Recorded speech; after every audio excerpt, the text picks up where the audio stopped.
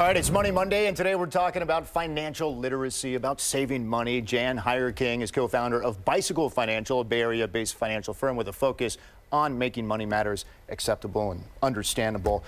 I got to tell you a story. I have a 5-year-old, and I tell him to keep 3 piggy banks, not one, and he does it. And we kind of scatter them around the house.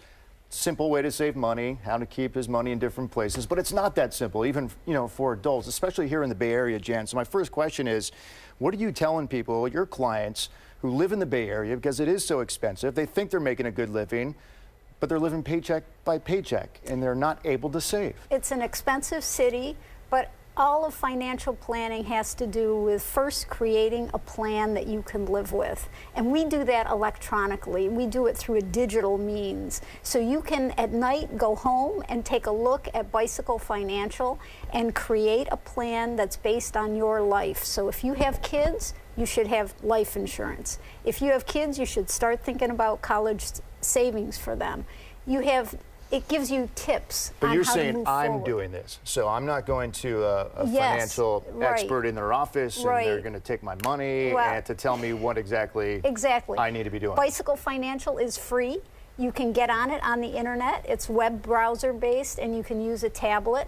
And you can do 3 things on it. You can actually get a financial plan, a robo plan. You can get content for financial literacy purposes, and you can do open accounts. It's a savings and investing platform. So if you live in San Francisco or anywhere that's expensive, if you start with a plan, you can make headway. I saw this in a write-up reading today from the National Foundation for Credit Counseling.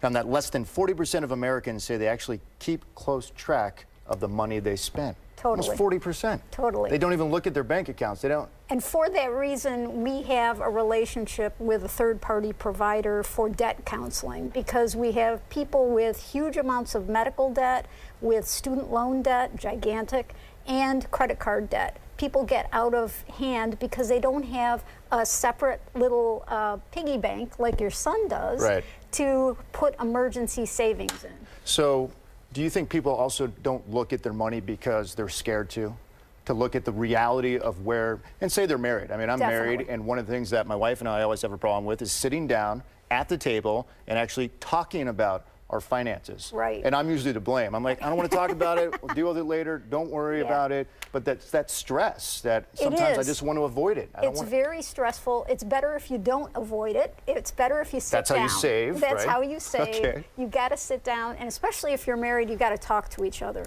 We have a great article that talks about the 7 deadly sins of being married and not talking to one another. So you've got to have a conversation. We have about 75 articles and 15 tools, very easy to use, very simple. We wanted to change the narrative of finance from what you said earlier, show me the money, to tell me about your life. Tell me about your kids. Tell me about how much you save and how much can you save every month. And if you figure that out, you can make headway. More and more people are graduating. You mentioned, coming out of college with debt. Do you recommend, I mean, there's nothing wrong with staying at home for an extra few years and saving money that way. Could that be part of a plan? It could be part of a plan. Got it. It could be you've decided to bite the bullet and you and your spouse want to go into debt for you to go to college, but you've got to talk it through. You've actually got to have the conversation. And it's not about as much money as you have as what are your life goals. You got to talk about plans and goals. So should I have a goal? Because I always debate that. I'm like, okay, I need to have this amount of money, but I'm 55 or 65, or should I take it year by year? You should have a plan. A long-term plan. You should have at least a plan on an annual basis, which for I've got a some 401k. Is that cool? That's good. Okay. That's a good start. And a savings account. And those are the only 2 things. And it will compound, and you're young. So over time, it will help you move forward. But the goal of Bicycle is to give you a financial plan and to monitor those targets every single month, so that you know where you stand. And it's automated. So even if you're kind of squeamish, like we all are about money, because it's a taboo topic, you don't want to talk about it, it's yucky. But even if you're that way, you can, in the your little office behind yourself. by yourself. Look at Bicycle Financial and get a Put your foot in the door and get it done. Exactly. Cool. And Very that's cool. the goal. Okay.